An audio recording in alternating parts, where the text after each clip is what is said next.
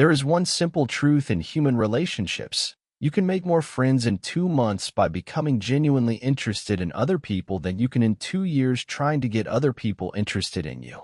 Let's be honest, most of us think about ourselves all the time. We're caught up in our problems, our needs, our goals. But the world doesn't reward self-centeredness. It rewards those who know how to connect with others. People are not interested in you. They're interested in themselves, morning, noon, and after dinner. This idea was so important that Theodore Roosevelt lived by it. Before he met anyone, he'd stay up late reading about their interests. Why?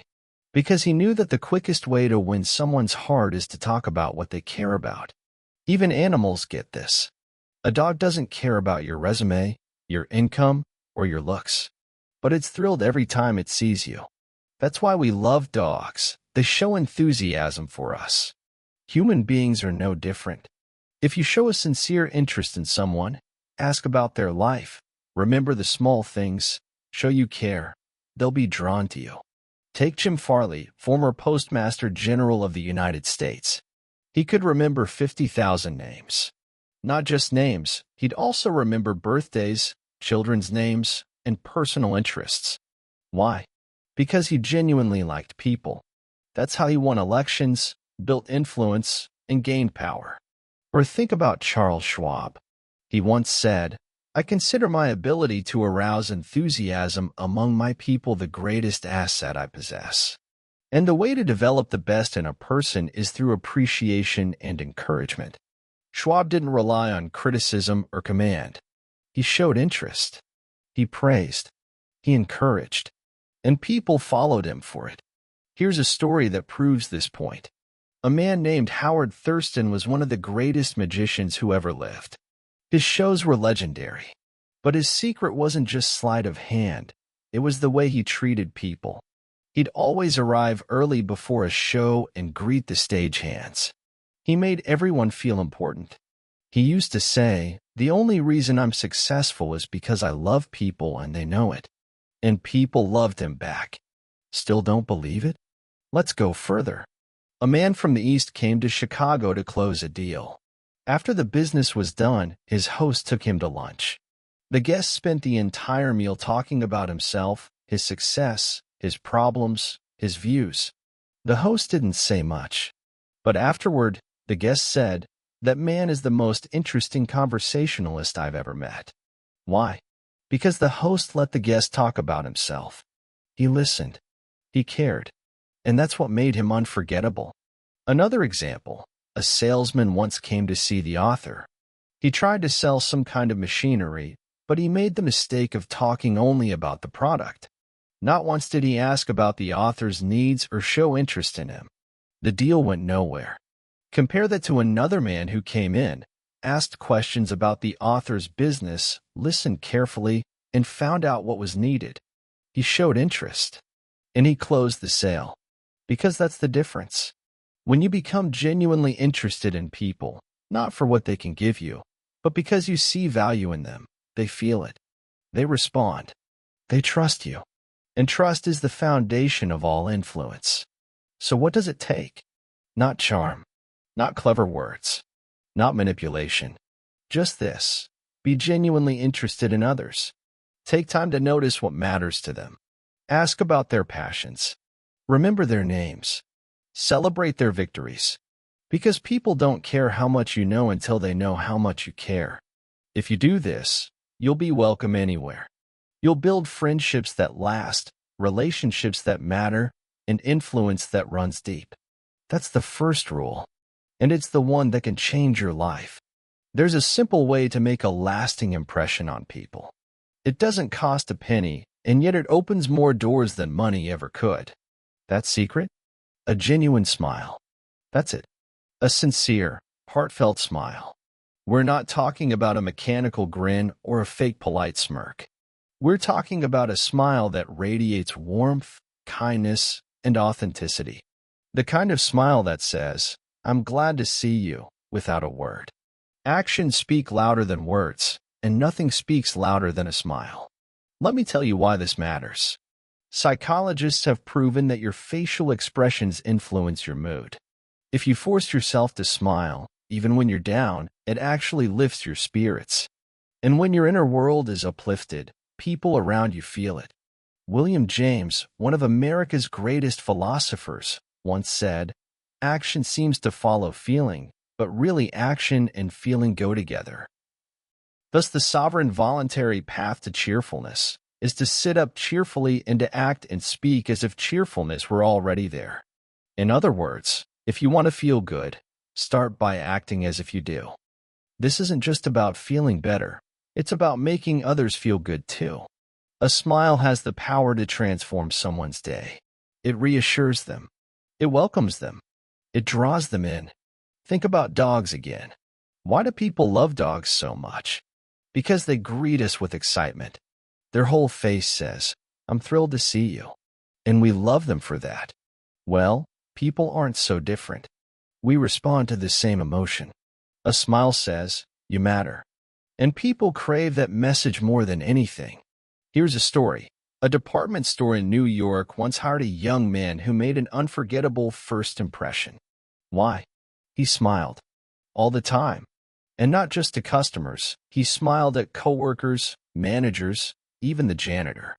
Within weeks, he was being promoted. His smile set him apart. Or take this. A traveler once visited a post office in Washington. He stood in line for nearly an hour, and the man behind the counter never once lost his pleasant expression. Always calm, always smiling. When asked how he could stay so cheerful with so many rude and impatient people, he answered, "It's simple. I'm serving people. I choose to enjoy it." Now compare that to the people we meet every day, rushed, tired, distracted. They don't smile. They look through you, not at you. They're not present. And it shows. A smile sets you apart because it shows that you care. Even in business, this matters deeply. Consider a story from a bank in Chicago. A customer walked in, frustrated by paperwork. But the clerk who helped him smiled the whole time. She was helpful, patient, and warm. The man walked out not just satisfied, but impressed. He later returned with more business, saying, "I came back because of the way I was treated." That's the impact of a smile. It creates loyalty. People don't remember what you said. They remember how you made them feel. And nothing makes people feel more valued than a warm, genuine smile.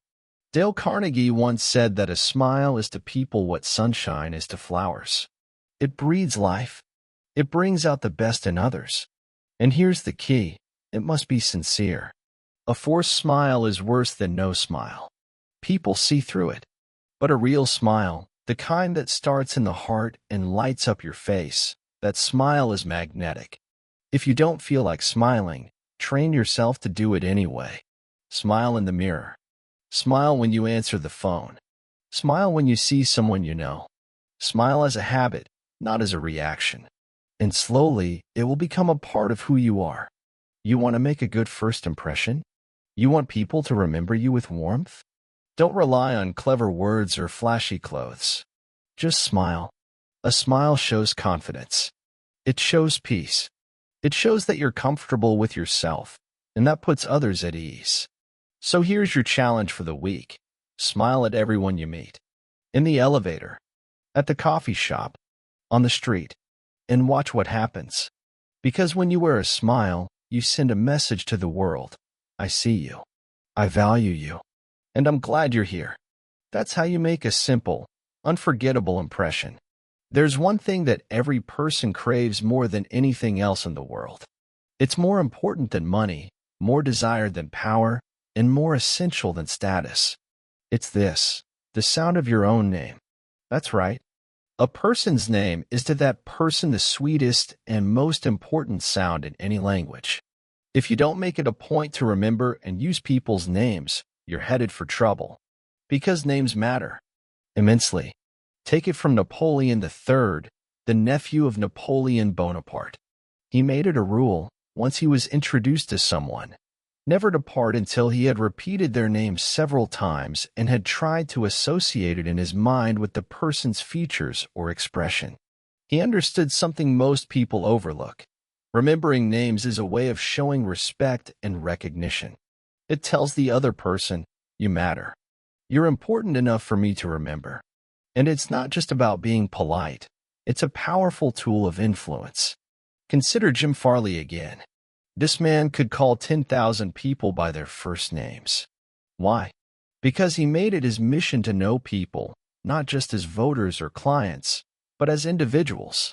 He remembered birthdays, anniversaries, children's names. And he rose to national power largely because of this one skill. Let's bring it closer to home. A story from the book tells of a manager who interviewed a young woman for a job. She had excellent qualifications, but she didn't get the position. Why?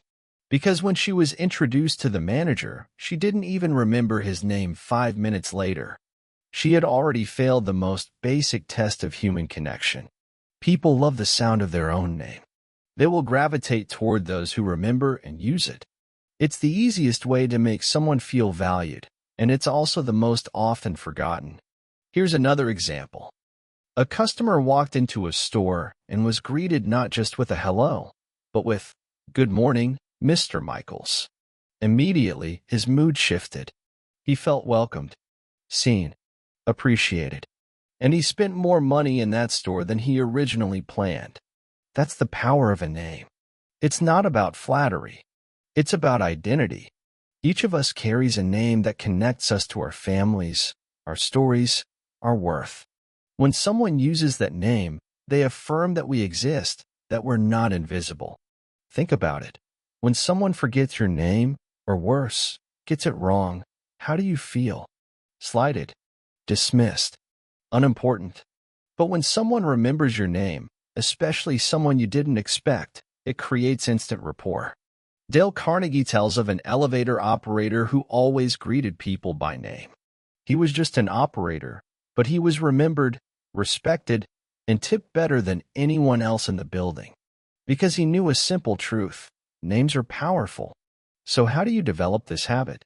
Start by paying attention. When you're introduced to someone, don't just nod. Repeat their name out loud. Associate it with something. Write it down if you have to. If it's an unusual name, ask how it's spelled or pronounced. Show genuine interest. Use their name in conversation, but not excessively. You're not trying to manipulate. You're trying to remember and honor. And always double-check it before sending emails, letters, or messages. Nothing turns people off faster than having their name misspelled or misused. This is especially important in business. You might have the best product, the lowest price, or the fastest service, but if your competitor remembers the client's name and you don't, you've already lost the edge. Because people don't want to be customers or clients. They want to be John, Maria, Tyrell, Samantha. They want to be known. So here's your challenge. The next time you meet someone new, remember their name. Use it. Write it down. Practice it. And then watch what happens. You'll see smiles. You'll see people open up. You'll see trust where there was none before. Because by using a person's name, you've given them something rare in today's world: recognition.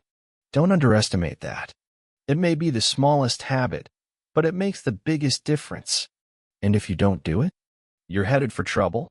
You don't need to be witty, charming, or well-traveled to be considered a great conversationalist. There's one thing you need to do: be a good listener. That's it. Listen, really listen, with sincere interest. Let me show you how this works. Once at a bridge party, I sat next to a woman who discovered that I had once been Lowell Thomas's manager and had traveled all over Europe with him. She said, "Oh, Mr. Carnegie, I'd love to hear all about the wonderful places you visited." But when we sat down together, she mentioned that she and her husband had just returned from a trip to Africa. "Africa?" I exclaimed. "How fascinating. I've always wanted to go. Tell me about it." And she did. For 45 minutes. She never asked me another question. She never inquired about my experiences. And I didn't mind one bit. Why? Because I knew what she really wanted was to talk about her own trip. She didn't want an audience, she wanted an admirer. And I gave her that. Not through flattery, but through genuine interest. Was she unusual? Not at all. Most people are just like her. They're not looking for brilliant conversation. They're looking for a listener. Someone who makes them feel important. I've seen this principle work time and time again. At a dinner party thrown by a New York publisher, I sat next to a botanist. I didn't know a thing about botany, but I asked questions. I listened intently. I was fascinated. He talked about exotic plants, indoor gardens, and even the mystery of the humble potato. I had a small garden myself and asked his advice. I spent the entire evening talking to him, ignoring every other guest. But when I left, he turned to the host and said I was a most stimulating conversationalist. Me? I barely spoke. But that's the trick. He felt heard. He felt interesting. He felt appreciated. And he walked away liking me, not because of what I said, but because I gave him the chance to speak. That's the key. People don't remember what you say. They remember how they felt around you.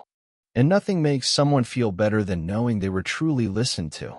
Jack Woodford once wrote, "Few human beings are proof against the implied flattery of rapt attention." It's true. When you listen, really listen, you're giving the highest form of flattery. You're saying, you matter. What you say matters.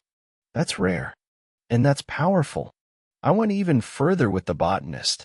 I told him how much I enjoyed our conversation. I said I wished I had his knowledge. I meant it. I said I'd love to walk the fields with him. And I did. He thought I was interesting. But all I did was listen and encourage him to share. You want to build connections? You want to be remembered? You want to be someone others want to talk to? Be interested. Ask questions. Nod. Follow up. Let them talk. Don't interrupt with your own stories. Don't wait for your turn to speak. Just give your full attention. Even in business, this works wonders. Charles W. Eliot, former president of Harvard, once said, "There is no mystery about successful business intercourse." Exclusive attention to the person who is speaking to you is very important. Nothing else is so flattering as that. And he was right. Attention is the currency of relationships. The more you give, the more you gain. So here's your challenge this week. In every conversation, say less and listen more. Resist the urge to jump in. Let the other person take the lead. Be curious, not clever. And notice what happens. You'll be surprised how much people open up when they feel heard. How much they begin to like you without knowing why. Because they'll walk away thinking, that person really got me. And that feeling? That's priceless. So if you want to become a great conversationalist, don't try to impress. Just listen. That's all it takes. Let's be honest, most conversations are dull. Not because people are boring, but because they talk about things that don't matter to the other person. Want to know the secret to being instantly more engaging? Talk in terms of the other person's interests. That's it. If you want to capture someone's attention, speak to what they care about. We're all wired the same way, deeply interested in our own lives. So if you want someone to listen, you have to step into their world. Not yours. Theirs. There's a story about Theodore Roosevelt that proves this perfectly. Whenever he expected a visitor, he'd stay up the night before reading about that person's interests. If the guest was a cattleman, Roosevelt read about cattle. If it was a banker, he'd read about finance. He wanted to speak their language. Because Roosevelt knew the best way to win someone over is to talk about what matters to them. It sounds simple, but most people never do it. Take the story of a man who met a woman at a dinner party. He spent the evening asking about her hobbies, her travels, her opinions. The next day, she told the host, "That man was the most fascinating conversationalist I've ever met." The man had barely spoken. He'd simply asked questions and listened, because he talked in terms of her interests. In business, this principle is even more powerful. Years ago, I wanted to sell a set of encyclopedias to a doctor. I could have gone on about the books, the features, the pricing, the value. But I didn't. I found out that his greatest concern was his son's education. So instead of focusing on the books, I focused on the boy. I talked about how the encyclopedia could help his son prepare for school, spark curiosity, and build confidence. That's what sold the set, not the pages, not the deal, but the connection to something he cared about. You see, people don't buy products. They buy solutions to their own concerns. Another story. A telephone company was dealing with a city official who didn't want to approve a new line of poles. Instead of arguing, the company representative discovered that the official's main worry was traffic congestion. So what did the rep do? He shifted the conversation. He explained how the new line would reduce repair time, limit outages, and ultimately ease traffic problems. The official approved it. Why? Because the conversation was no longer about the company's needs, it was about his. That's how you win people. Talk in terms of their goals, their needs, their values. It's not manipulation, it's respect. It means you care enough to find out what matters to them, and you care enough to make that the focus. So how do you apply this? Simple. Research. Ask questions. Observe. Find what makes them tick, and speak to that. If someone loves sports, don't talk about politics. If they're into gardening, don't lecture them on stocks. It's about meeting them where they are. I once met a mechanic who loved to talk about fishing. He'd light up whenever the topic came up. So even though I knew little about fishing, I asked about it. I listened. I learned. He ended up helping me with my car, offering discounts, and recommending me to friends. Not because I talked about myself, but because I showed interest in what he loved. And that made all the difference. So here's your challenge. The next time you talk to someone, anyone, find their interest. It might be their family, their work, their dog, their dream vacation. Whatever it is, make it the focus of your conversation. Ask, listen, learn, and speak their language. Because when you do, you become magnetic. You're no longer just another voice. You're someone who gets them. And that, more than anything, is what we're all looking for. So if you want to be interesting, stop talking about yourself. Talk in terms of the other person's interests. That's how you connect. That's how you influence. And that's how you become unforgettable. There is one rule so powerful, so universally true, that if you apply it sincerely, people will instantly like you. No tricks, no manipulation. Just one deep principle of human interaction. Make the other person feel important and do it sincerely. That's it. It sounds simple, but it's the rarest gift you can give someone. Let me tell you a story. I was at the post office on 33rd Street and 8th Avenue in New York. The clerk behind the counter looked bored, worn down by routine. I decided I'd try something different. I looked at him and thought, what can I genuinely admire about this person? And then I saw it as his hair. It was thick and impressive. So while he weighed my envelope, I said with genuine enthusiasm, I certainly wish I had your head of hair. He looked up, startled, and smiled. Well, it isn't as good as it used to be, he replied modestly. But I insisted, it's still magnificent. His entire face lit up. We chatted pleasantly, and before I left, he said with pride, many people have admired my hair. I'll bet he told his wife about it that night. I'll bet he checked himself in the mirror again. That one small compliment made his day. What did I want from him? Nothing. If we are so small-minded that we can't make someone else feel good without needing something in return, then we will fail. But if we can give honest appreciation freely, without expectation, we'll be amazed by how people respond. There's an all-important law of human conduct. Always make the other person feel important. And do it sincerely, not as a technique or a strategy, but as a way of life. It's not about flattery. Flattery is insincere, cheap, and quickly seen through. What we're talking about is honest appreciation. Everybody wants to feel important. William James, the great psychologist, said, "The deepest principle in human nature is the craving to be appreciated." So why not satisfy that craving in others?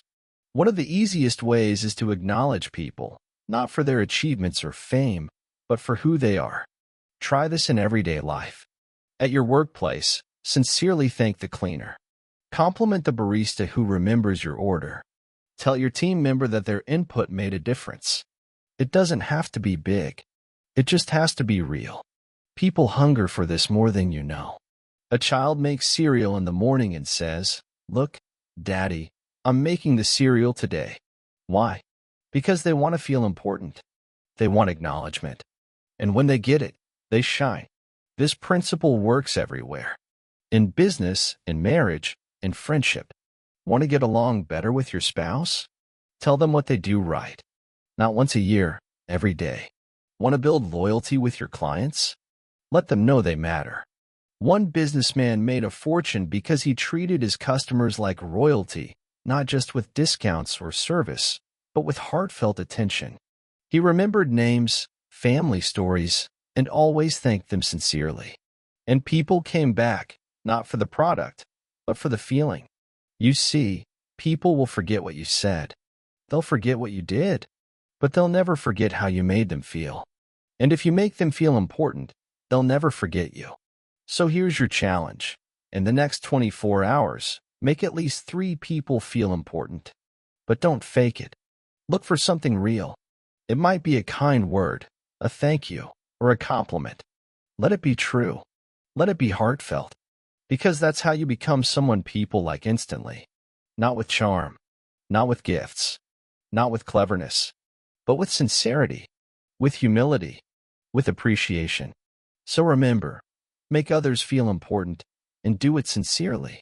That's the final step in making people like you. And it just might be the beginning of everything else.